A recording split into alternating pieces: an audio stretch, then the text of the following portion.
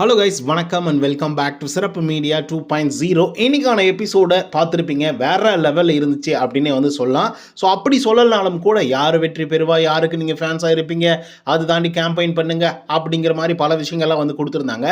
இந்த கேம்பெயின் பண்ணுற விஷயம் அப்படின்னு ஒன்று இருந்தது இல்லையா, அதில் மாயா அவர்கள் ஒரு சரியான பிட்டு போட்டாங்க. வேற லெவலில் பிட்டு. அந்த பிட்டு வந்து பார்த்திங்க அப்படின்னா கண்டிப்பாக பயங்கர ட்ரெண்ட் ஆக போகுது அப்படிங்கிறதுல மாற்று கருத்தே இல்லை. ஸோ அதை தாண்டி அர்ச்சனா அவர்கள் அது அவங்க சொன்ன விஷயங்கள், அதே மாதிரி விசித்ரா அவர்கள் அவங்க எவிக்ட் ஆனது ஃபேரா அன்ஃபேரா அப்படின்ற மாதிரி பல விஷயங்கள் வந்து பார்த்திங்கன்னா இன்றைக்கி வந்து எபிசோடில் நடந்திருக்கு. ஸோ அதை பற்றி டீட்டெயிலாக வந்து டிஸ்கஸ் பண்ண போகிறோம். ஸோ இந்த வீடியோக்கு போகிறதுக்கு முன்னாடி நம்மளோட சேனலை சப்ஸ்கிரைப் பண்ணாதவங்க சப்ஸ்கிரைப் பண்ணி வச்சுக்கோங்க. லைக்கை போட்டு வீடியோ பாருங்கள். வாங்க இன்று வீடியோக்குள்ள வந்து போகலாம். முதல் விஷயம் என்ன அப்படின்னு பார்த்தீங்கன்னா, மாயா அவர்கள் ஒரு விஷயம் சொன்னாங்க அர்ச்சனாவை பற்றி அந்த கேம்பெயினில். அதாவது இன்னைக்கு எபிசோடெல்லாம் முடிஞ்சதுக்கு அப்புறம், கமல் சார் போனதுக்கு அப்புறம் எல்லாரும் உங்களுக்கு என்ன வார்த்தைகள் சொல்லணும்னு தோணுதோ, உங்களுடைய மனசுக்குள்ளே என்ன இருக்கோ அதை சொல்லி நீங்கள் வந்து வாக்குகள் சேகரிங்க, ஓட்டு கேளுங்க அப்படின்னு சொல்லிட்டு ஒரு கேம்பெயின் வந்து பண்ணாங்க. இதில் வந்து பார்த்தீங்க அப்படின்னா அர்ச்சனா அவர்கள் கேம்பெயின் பண்ணாங்க. ஃபஸ்ட்டு அவங்க என்ன சொல்லியிருந்தாங்க அப்படின்னா, நானாக இருந்தேன், எந்த விதமான ஃபில்டரும் இல்லாமல் இருந்தேன், கோவப்பட வேண்டிய இடத்துல வந்து கோவப்பட்டிருக்கேன், அமைதியாக இருக்க வேண்டிய இடத்துல அமைதியாக இருந்திருக்கேன், எந்த இடத்துல பேசணும் எந்த இடத்துல பேசக்கூடாது இதெல்லாம் நான் சரியாக பண்ணியிருக்கோன்னு நினைக்கிறேன். இத்தனை காலங்கள், அதாவது இத்தனை சீசனாக நான் வீட்டுக்குள்ளே இருந்து ஒரு ஆடியன்ஸாக இந்த பிக் பாஸ் சீசனை வந்து பார்த்துட்டு இருந்தேன். ஆனால் இந்த சீசனில் நான் ஒன் ஆஃப் தி ஃபைனலிஸ்ட்டாக ஆயிருக்கேன் அப்படிங்கிறது மிகப்பெரிய சந்தோஷம். அதை தாண்டி நீங்கள் கொடுத்த சப்போர்ட் அப்படிங்கிறது வந்து ஆகாயத்துக்கும் எல்லைக்கும் அப்பாற்பட்டது அப்படிங்கிற மாதிரி எல்லாம் சொல்லி டைலாக்லாம் வந்து சொல்லியிருந்தாங்க. அதுக்கப்புறம் ஒரு விஷயம் வந்து சொன்னாங்க. அது வந்து பார்த்தீங்கன்னா சூப்பராக இருந்தது. அது என்ன அப்படின்னு பார்த்தீங்கன்னா, நீங்கள் உங்களுக்கு பிடிச்சவங்களுக்கு ஓட்டு போடுங்க. ஏன்னா இவ்வளோ தூரம் என்னை கொண்டு வந்ததே போதும், என்ன பிடிச்சிருந்தா எனக்கு போடுங்க, அப்படி இல்லைன்னா உங்களுக்கு யாரை பிடிக்குமோ அவங்களுக்கு போடுங்க அப்படிங்கிற மாதிரி வந்து பார்த்தீங்கன்னா அர்ச்சனா அவர்கள் சொல்லியிருந்தாங்க. சூப்பராக இந்த பொண்ணு என்னடா இந்த மனசுக்கார பொண்ணாக இருக்கே அப்படிங்கிற மாதிரி யோசிச்சுட்டு இருந்தேன்.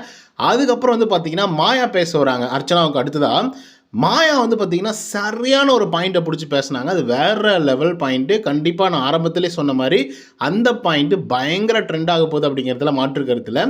அவங்க சொன்னாங்க, நான் இந்த வீட்டுக்குள்ளே வரும்போது கமல் சார் என்கிட்ட வந்து பார்த்திங்கன்னா அந்த மூக்கு மேலே ஒரு இது வைப்பாங்க, இந்த குளோனுக்கெல்லாம் வைக்கிற மாதிரி, கோமாளியெல்லாம் வைக்கிற மாதிரி ஒரு விஷயம் கொடுத்துருந்தாரு. ஸோ நான் வந்து கோமாளி தான் இந்த வீட்டில். இந்த வீடு நிறைய முகத்தை வந்து பார்த்திங்கன்னா என்னுடைய இதை பார்த்துருக்கு. கோபமாக, ஆக்ரோஷமாக, வன்மமா, இந்த மாதிரி பல விஷயங்கள் வந்து பார்த்திங்கன்னா இந்த வீடு எனக்கு சொல்லி கொடுத்துருக்கு, காமிக்கவும் செஞ்சுருக்கு, நானும் இந்த வீட்டுக்கிட்ட வந்து காமிச்சிருக்கேன்.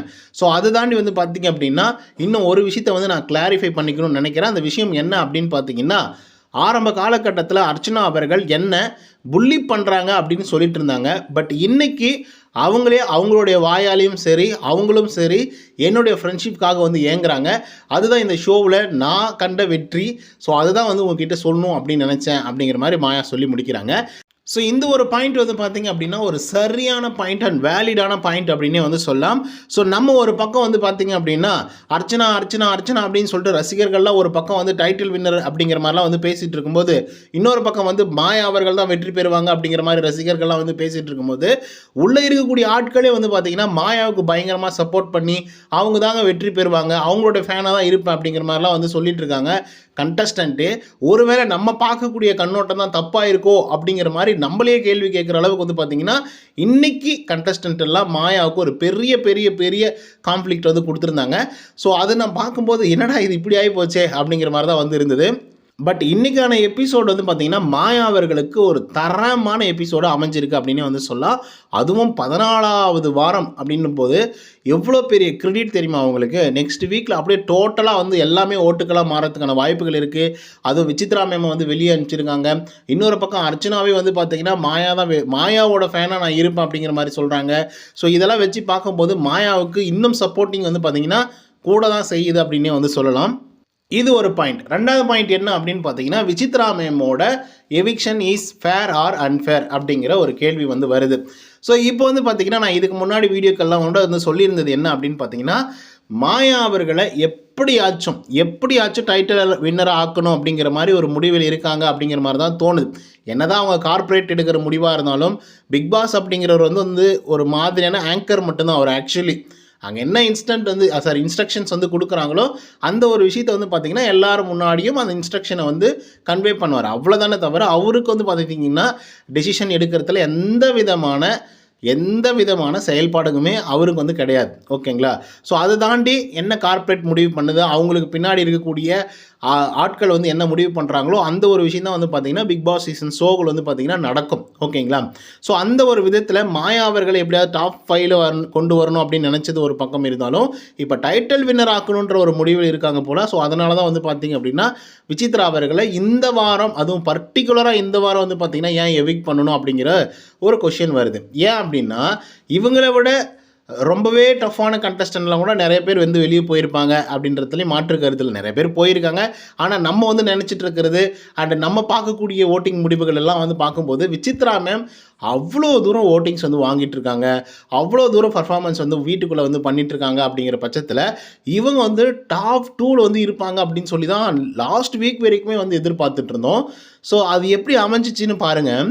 விஜய் வந்து உள்ளே இருக்காப்புல, மணிச்சந்திரா உள்ளே இருக்காரு, நம்ம தினேஷ் உள்ளே இருக்கார், விஷ்ணு உள்ளே இருக்கார், மாயா உள்ளே இருக்காங்க. ஆனால் விசித்ரா வந்து எவிக்டாகி வெளியே போகிறாங்க.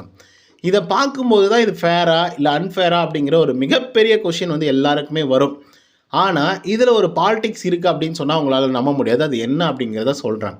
இத்தனை நாள் ஏன் விசித்ரா மேம் ஒரு வேலை கம்மியான வாக்குகளே வாங்கியிருக்காங்கன்னு வச்சுக்கோங்க. 95 டேஸ் ப்ளஸ் ஆகிட்டாங்க. ஓகேங்களா? 98 நாட்கள் இன்னியோட சேர்த்து. ஸோ இப்படி இருக்கும்போது வந்து பார்த்திங்க அப்படின்னா இன்றைக்கி எவிக்ட் பண்ணுறதுக்கான ரீசன் என்ன அப்படிங்கிற ஒரு கொஷின் வருது. ஆரம்ப காலகட்டத்தில் ரெட் கார்டு பற்றியெல்லாம் பார்த்திங்கன்னா பயங்கரமாக பேசியிருந்தாங்க. அதனால் பல பிரச்சனைகள்லாம் வந்துருந்துருச்சு. அப்போயே வந்து பார்த்திங்கன்னா இந்த கார்ப்பரேட் நினச்சிருந்தா, பிக் பாஸ் நினச்சிருந்தா எவிக்ட் பண்ணி வெளியே அனுப்பிச்சிருக்கலாம் விசித்ரா மேம். ஏன்னா ஓட்டிங்ஸ் கம்மியாக இருக்குது, ஏதோ ஒரு காரணத்துக்காக எவிக்ட் பண்ணி வெளியே அனுப்பிச்சிருக்கலாம். ஆனால் அப்போ எவிக்ட் பண்ணி வெளியே அனுப்பலை. ரீசன் வந்து பார்த்திங்கன்னா வெரி சிம்பிள். அப்போ கண்டென்ட் கொடுக்கறதுக்கு அவங்க மட்டும் தான் இருந்தாங்க, வேறு வழி இல்லாமல் அவங்கள வச்சுட்டு இருந்தாங்க. அதுக்கப்புறம் இவங்க, அதாவது மாயா அவர்களிடம் வந்து பார்த்திங்கன்னா கொஞ்சம் நெருங்கி பழக ஆரம்பிக்கிறாங்க. மாயா வந்து பார்த்திங்கன்னா பாசிட்டிவாக தெரியுறாங்க. அதுக்கப்புறம் வந்து பார்த்திங்க அப்படின்னா 2 பேருக்குள்ளே ஒரு நட்பு அப்படிங்கிறது வந்து உருவாகுது. உருவானதுக்கப்புறம் வந்து பார்த்திங்க அப்படின்னா இவ்வளோ தூரம் வருது. இவ்வளோ தூரம் வந்ததுக்கப்புறமா 14வது வாரம் விசித்ரா அவர்களை எவிக்ட் பண்ணி வெளியே அனுப்புகிறாங்க. இன்க்ளூடிங் விசித்ரா அவர்கள்கிட்ட என்ன கேள்விகள் கேட்டாலும், உங்களுக்கு பிடிச்ச கண்டஸ்டன்ட் யாருன்னு கேட்டாலே மாயான்னு தான் சொல்கிறாங்க. உங்களுக்கு ஃபேவரட் கண்டஸ்டன்ட் யாருன்னு கேட்டாலே மாயா தான் சொல்கிறாங்க. இந்த வீட்டுக்குள்ளே யார் சிறந்த வேட்பாளர்னு கேட்டாலே மாயான்னு தான் சொல்கிறாங்க. ஸோ யார் என்டர்டெய்னர்னு கேட்டாலே மாயா தான் சொல்லுவாங்க. டான்ஸர் யார், சிங்கர் யார், யாரை சொன்னாலும் எதுவாக கேட்டாலும் மாயா மாயா மாயா மாயா விஜய். ஸோ இப்படி ஒரு சுச்சுவேஷனில் விசித்ராவை எவிக்ட் பண்ணோம் அப்படின்னா இப்போ விசித்ராவோட ஓட்டிங்ஸ் யாருக்கு வரும் அப்படிங்கிறது ஒரு பெரிய கேள்வியாக மாறுதில்ல. அர்ச்சனாவுக்கும் வர வாய்ப்பு இல்லை. ஏன்னா அர்ச்சனாவுக்கும் விசித்ராவுக்கும் ஏகப்பட்ட கான்ஃப்ளிக்ஸ் வந்து இருக்குது. அதனால் வந்து பார்த்திங்க அப்படின்னா அவங்களுக்குள்ளே வராது. அப்போது யாருக்கு ஓட்டிங்ஸ் போகும் அப்படின்னு பார்த்தீங்கன்னா ஒன்று விஜயவர்மாவுக்கு போகும். விஜயவர்மாவை எப்படி இருந்தாலும் மிட் வீக்கில் தூக்கிடுவாங்க. அப்போது அந்த மீதம் இருக்கக்கூடிய 2 டேஸ் 3 டேஸ் ஓட்டு வந்து யாருக்கு வரும் அப்படின்னு பார்த்தீங்கன்னா கம்பல்சரி மாயாவுக்கு வரும். அப்போது நிக்சனோட ஓட்டு, பூர்ணிமாவோட ஓட்டு, விசித்ராவோட ஓட்டு, அதுக்கப்புறம் விஜயவர்மா வெளியே போனாக்கா விஜயவர்மாவோட ஓட்டு. அப்போ டோட்டலாக 5 பேர் கொண்ட ஓட்டிங்ஸ் எல்லாமே வந்து பார்த்திங்கன்னா 5 பேரோட ஃபேன்ஸ் எல்லாருமே சேர்ந்துக்கிட்டு மாயாவுக்கு போட போகிறாங்க. அதனால் மாயா வெற்றி பெறவும் வாய்ப்புகள் அதிகம். 3வது விஷயம் என்ன அப்படின்னு பார்த்தீங்கன்னா விசித்ரா அவர்களுக்கு ஒரு பயண வீடியோ போட்டாங்க. அது எவ்வளோ மோசமாக எடிட் பண்ணி வச்சுருக்காங்க அப்படின்னு பார்த்தீங்கன்னா அவங்க ரியலாகவே எந்த இடத்துல வந்து பூமப் ஆனாங்களோ அந்த ஒரு விஷயத்தை வந்து பார்த்திங்கன்னா உண்மையாகவே மறைச்சிட்டாங்க அப்படின்னு தான் வந்து சொல்லணும் பிக் பாஸ் டீம். ஏன்னா ஃபஸ்ட்டு 4 வீக்ஸ் வரைக்கும் விசித்ரானா பெருசாக எதுவுமே இல்லை. சொல்லப்போனாக்கா ஏதோ ஒரு ஃப்ளூக்கில் வந்து போயிட்டு இருந்தாங்க, நாமினேஷன் ஆகலை, அதனால் வந்து சேவ் ஆகின்னு இருந்தாங்க ஒரு 4 வீக்ஸாக.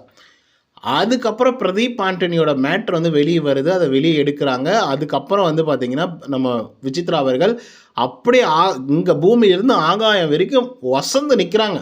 பிரதீப் ஆண்டனியோட ரசிகர்கள்கிட்ட எவ்வளோ ரசிகர்கள் இருந்தாங்கன்னு உங்களுக்கு தெரியும். அந்த ஒரு இன்சிடெண்ட்டை வந்து அந்த பயண வீடியோவில் சுத்தமாகவே போடவில்லை. மாயாவுக்கும் விசித்ராவுக்கும் சண்டை வந்ததை சும்மா அப்படி ஃப்ளூக்கில் வந்து போட்டு போகிறாங்க, ஓகே. ஆனால் ரியலாக ப்ராப்ளம் வந்தது எப்போ அப்படிங்கிறது உங்களுக்கு நல்லா தெரிஞ்சிருக்கும். அந்த பர்டிகுலர் 1 டே வந்து பார்த்திங்க அப்படின்னா விசித்ரா வந்து லெஃப்ட் ஹேண்டில் டீல் பண்ணியிருப்பாங்க. அந்த புள்ளி கேங்ஸை மொத்த பேரையும் அடித்து விரட்டி விட்டுருப்பாங்க. அதெல்லாம் ஏன் போடவே இல்லைன்னு தெரியல. அதெல்லாம் ரியலாகவே போட்டிருக்கணும். ஏன்னா அவங்க வந்து அந்த இடத்துல தான் ஷைனான ஒரு இடமா இருந்துச்சு. ஆனால் அதை வந்து பார்த்திங்க அப்படின்னா அப்படி மறைக்கப்பட்டாங்க அப்படின்னு வந்து மறைச்சிட்டாங்க. அது ஏன் மறைச்சாங்க அப்படின்றது ஒரு கேள்வி வருது இல்லை. ஏன் மறைச்சாங்க அப்படின்னா, மாயான்ற பொண்ணு வந்து இப்போ ஃபைனலிஸ்ட் ஆயிடுச்சு. இப்போ மறுபடியும் வந்து மக்கள்கிட்ட இந்த ஃபைட்டை பற்றி ஞாபகப்படுத்துகிற மாதிரி ஆகிடும். உங்களுக்கு தெரியாது, பிரதீப் ஆண்டனி வெளியே போனதுக்கப்புறம் அர்ச்சனாவும் விசித்ராவும் வெளுன்னு வெளுத்து அந்த புள்ளிக்கு எங்கே ஓட விட்டதெல்லாம் கிட்டத்தட்ட 10 நாள் ட்ரெண்டிங்கில் இருந்துச்சு. ஃபயர் விட்டுட்டு இருந்தாங்க. ஆனால் அந்த சீனை ஒன்று கூட வந்து பார்த்திங்கன்னா இந்த ட்ராவலிங் வீடியோவில் சுத்தமாகவே போடல. அதில் வந்து மிகப்பெரிய ஒரு டிசப்பாயின்மெண்ட் எனக்கு இருக்குது. கண்டிப்பாக இருக்குது. அவங்க வந்து ஓகே, நீங்கள் மாயாவுக்கு வந்து கொடுங்க, எடுத்து டைட்டில் வின்னர் அப்படின்னு சொல்லிட்டு கப்பை கொடுத்துட்டு வீட்டுக்கு அனுப்புங்க, ஒன்றும் பிரச்சனை கிடையாது. ஆனால் அவங்க எங்கே பூமப் வாங்கினாங்க, விசித்ரா அப்படிங்கிறவங்க யார் அப்படின்றத காட்டின ஒரு தருணத்தையே நீங்கள் வந்து காட்டாமல் போயிட்டீங்க. அதே மாதிரி இந்த ஒரு இன்சிடெண்ட் வந்து இது எதுக்காக செய்யப்பட்டது அப்படின்னு பார்த்தீங்கன்னா, மாயாவை சேவ் பண்ணணும், மாயாவுக்கு நிறைய ஓட்டிங்ஸ் வரணும் அப்படிங்கிற காரணத்துக்காக அப்படின்ற உள்நோக்கத்தோடு செய்யப்பட்டதோ அப்படிங்கிற மாதிரி எனக்கு தோணுது. உங்களுக்கு தோணுதோ இல்லையோ, அது தோணுச்சுன்னா கண்டிப்பாக கமெண்ட் அடிங்க. அதே மாதிரி கமல் சார் வந்து இன்னொரு கேள்வி கேட்டிருந்தார். இந்த இன்னொரு கேள்வியில் ஒரு விஷயம் வந்து பார்த்திங்க அப்படின்னா, எனக்கு ஒரு கன்ஃபியூஷன் வந்து இருக்குது. அது ஆஸ் எ ரிவ்யூவராகவே எனக்கு வந்து இருக்குது. ஆஸ் எ வியூவராகவும் வந்து பார்த்திங்கன்னா அந்த கன்ஃபியூஷன் வந்து இருக்குது. எல்லாருக்குமே இது இருக்கும். அவர் என்ன கேட்டார் அப்படின்னு பார்த்தீங்கன்னா, யாருடைய வெற்றிக்கு நீங்கள் ஃபேனாக இருந்து ஓட்டு கூட போடுவீங்க அப்படின்னா யாரை வந்து நினச்சி போடுவீங்க, யார் அதுக்கு சிறந்த ஆள் அப்படிங்கிறத சொல்லுங்கள் அப்படிங்கிற மாதிரி சொல்கிறாப்புல கமல் சார். அதில் தினேஷ் அவர்கள் வந்து பார்த்திங்க அப்படின்னா மாயாவை வந்து சொல்கிறாங்க. ஏன்னா அவங்க நிறைய டவுன்ஃபால் வந்து சந்திச்சிருக்காங்க. அதுக்கப்புறம் ஒரு பவுன்ஸ் பேக் கொடுத்து வேறு லெவலில் கம்பேக் வந்து கொடுத்துருக்காங்க அண்ட் கொடுப்பாங்க.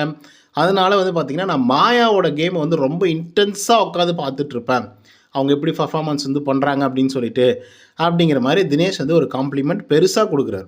அதுக்கப்புறம் மணிச்சந்திரா சொல்கிறார், தினேஷ் தான் சார் எனக்கு. ஏன்னா அவர் எந்த ஒரு விஷயமா இருந்தாலும் டைரெக்டாக பேசிடுவார், யாருக்காகவும் அதை வந்து இது பண்ணவே மாட்டார். அந்த ஒரு விஷயம் வந்து பார்த்திங்கன்னா அவர்கிட்ட எனக்கு பிடிக்கும். ஸோ அதனால் நான் ஒரு வேளை வெளியே இருந்தாலும் அவருக்கு பயங்கரமாக ஹோட்டலாக போட்டு பயங்கரமாக ஃபயர் விட்டுருப்பேன் அப்படிங்கிற மாதிரி மணி சொல்கிறார். அதுக்கப்புறம் வந்து பார்த்திங்க அப்படின்னா விஷ்ணு தினேஷை தான் சொல்கிறாரு. இன்வால்மெண்ட் அப்படின்னு பார்த்தீங்கன்னா வேறு லெவல் இருக்கும் தினேஷ்க்கு அப்படின்னு சொல்லிட்டு. அர்ச்சனா சொல்கிறாங்க, மாயா அப்படிங்கிற ஒரு பேர். ஸோ 28 நாளாக நான் வீட்டில் இருந்து அவங்கள பார்த்துருக்கேன். இந்த பொண்ணு எப்படா சர்வைவ் ஆகுது, எப்படி கேம் ப்ளே பண்ணுது அப்படிங்கிறத நான் உள்நோக்கி வந்து பார்த்துருக்கேன். அண்டு உள்ளே வந்ததுக்கப்புறமா அவங்ககிட்ட வந்து பயங்கர நட்பாக இருக்கணும்னு நான் ஆசைப்பட்டிருக்கேன். இப்போ வரைக்கும் நான் வந்து ஃப்ரெண்டாக வந்து இருந்துகிட்ருக்கேன். ஸோ மாயாவுக்கு தான் சார் நான் ஒரு ஃபேன் கேர்ளாக இருந்து பயங்கரமாக ஓட்டிங்ஸ் எல்லாம் தட்டி விட்டுருப்பேன் அப்படிங்கிற மாதிரி அர்ச்சனா சொல்கிறாங்க. அது ஒரு பெரிய காம்ப்ளிமெண்ட். அதுக்கடுத்தா விஜய் ஆஸ் யூஷுவல் தெரியும், ஓகேங்களா, மாயாவோட ஏஜென்ட் தான் அவர். ஸோ மாயா அப்படிங்கிற மாதிரி தான் வந்து சொல்கிறாங்க. அதே மாதிரி வந்து விசித்ரா மேடம் அவங்களும் வந்து மாயான்னு தான் சொல்கிறாங்க. அதுக்கப்புறம் மாயாவே வந்து பார்த்திங்கன்னா யாரை சொல்கிறாங்கன்னா, முதல்ல நான் என்ன சொல்லிப்பேன் சார், எனக்கு நான் தான் ஃபேன் சார், அதனால் நான் எனக்கு வந்து ஓட்டு போட்டுக்க ட்ரை பண்ணுவேன். ஆனாலும் நான் சொல்லணும் அப்படின்னாக்கா விச்சு மேடம் வந்து சொல்லுவேன், அவங்க வந்து பயங்கர அசால்ட்டாக ஒரு விஷயத்தை வந்து டீல் பண்ணுவாங்க அப்படிங்கிற மாதிரி மாயா சொல்கிறாங்க. இப்போ மாயா வந்து பார்த்திங்கன்னா இருந்த ஒரு 7 பேரில் ஒரு மாயா 2 3 4 5 மொத்தம் டோட்டலாக 5 பேர் வந்து பார்த்திங்க அப்படின்னா மாயா பேர் வந்து சொல்லியிருக்காங்க, ஓகேங்களா. மாயாவை தவிர்த்து மாயாவும் வந்து பார்த்திங்க அப்படின்னா நானே சார் அப்படிங்கிற மாதிரி சொன்னாங்க. அதே மாதிரி விஷ்ணு அண்ட் மணி இவங்க 2 பேரும் வந்து சேர்ந்துக்கிட்டு யாரை சொன்னாங்க அப்படின்னு பார்த்தீங்கன்னா தினேஷை சொன்னாங்க. ஸோ இதில் வீட்டுக்குள்ளே இருக்கக்கூடிய 7 பேர்லேயே இத்தனை பேர் வந்து மாயாவை சப்போர்ட் பண்ணுறாங்க அப்படின்னா வெளியிலிருந்து பார்க்கக்கூடிய நம்ம என்ன முட்டாளா அப்படிங்கிற மாதிரி எனக்கு வந்து தோணுது. ஏன்னா இன்றைக்கி எபிசோடு அப்படி தான்ப்பா இருந்துச்சு. ஏன்ப்பா சொம்படிக்கிறதுக்கும் ஒரு அளவில்லாத ஒரு சொம்படிக்கிறதா, விசித்ரா மேடம் பார்த்தீங்க அப்படின்னா எல்லாத்துக்கும் மாயா, நான் தான் ஆரம்பத்திலே சொன்னனே. ஸோ இந்த மாதிரி பல குளறுபடிகள்லாம் வந்து பார்த்திங்கன்னா இந்த 14வது வாரத்தில் வந்து நடந்திருக்கு. இதுக்கெல்லாம் எப்படி சொல்யூஷன் வந்து வரப்போகுதுன்னு எனக்கு வந்து தெரியல. மேபி அந்த ஃபைனல் வீக்கில் யாருக்கு அந்த கப்பு போய் சேருதோ அவங்களுக்கு வர வாய்ப்புகள் வந்து இருக்குது. அதை நம்ம பொறுத்திருந்து தான் பார்க்கணும். அதுக்கப்புறம் ஒரு ஆஸ் யூஷுவல் டாஸ்க் வந்து கொடுத்தார், யூஎஸ்பி அப்படின்னு சொல்லிட்டு. மாயாவை வந்து பார்த்திங்க அப்படின்னா அவங்க ஒரு என்டர்டைனர், அவங்க வந்து பவுன்ஸ் பேக்கெல்லாம் வந்து செம்மையாக பண்ணுறாங்க அப்படின்னு சொன்னாங்க. அர்ச்சனான்றவங்க வந்து நல்லா பேசுவாங்க, நல்லா சிங் பண்ணுவாங்க, ஸோ நல்லா பேச்சு திறமை இருக்கக்கூடிய ஒரு ஆள் அப்படிங்கிற மாதிரி சொன்னாங்க. மணியை வந்து சொன்னது எல்லாருமே டான்ஸர் அப்படின்னு சொன்னாங்க, அவ்வளோதான். ரவீனா அப்படிங்கிற ஒரு வார்த்தைகளும் வந்து சொல்லியிருந்தாங்க. ரவீனாவால் சில விஷயங்கள் வந்து நடந்தது. ரவீனா தான் யூஎஸ்பியாக வந்து அவங்களுக்கு இருக்காங்க அப்படிங்கிற மாதிரி. தினேஷ்க்கு வந்து பார்த்திங்க அப்படின்னா அவர் ஒரு மாதிரி வந்து பேசுவார் குதர்க்கமாக அப்படின்னு வந்து சொல்லியிருந்தாங்க. Vishnu is a real gamer அப்படின்னு சொல்லிட்டு நிறைய பேர் வந்து இன்றைக்கி ஒத்துக்கிட்டாங்க. அதை பார்க்கும்போது செம்ம ஜாலியாகவும் கரெக்டாக தான் சொல்கிறாங்க அப்படிங்கிற மாதிரி வந்து இருந்துச்சு. அதுக்கப்புறம் விஜய் வர்மா அவர் வந்து ஒரு டான்ஸர், நல்ல பொறுமையான ஒரு ஆள், 3 வாரத்தில் வந்து எவிக்ட் ஆகி வெளியே போனார் ஒரு இன்சிடெண்ட்காக. அதுக்கப்புறமா வந்து ஒரு கம்பேக் கொடுத்ததுக்கப்புறம் அப்படியே டோட்டலாக அது எல்லாமே சேஞ்ச் பண்ணிட்டாரு. அது நல்லாவும் இருக்குது அப்படிங்கிற மாதிரி சொல்லியிருந்தாங்க. விசித்ரா மேமுக்கு வந்து பார்த்திங்கன்னா அவங்க ரொம்ப போல்டு. இந்த வயசில் வந்து பார்த்திங்கன்னா அவங்க பண்ணாத நிறைய வேலைகள்லாம் வந்து பார்த்திங்கன்னா பண்ணியிருக்காங்க. நிறைய பேருக்கு வந்து இன்ஸ்பிரேஷனலாகவும் இருப்பாங்க. ஸோ அதனால் அவங்கள நாங்கள் சொல்கிறோம் அப்படிங்கிற மாதிரி யூஎஸ்பி அப்படின்ற ஒரு டாஸ்க் வந்து நடத்துனாங்க. அது எதுக்கு நடத்துனாங்கன்னு தெரியல.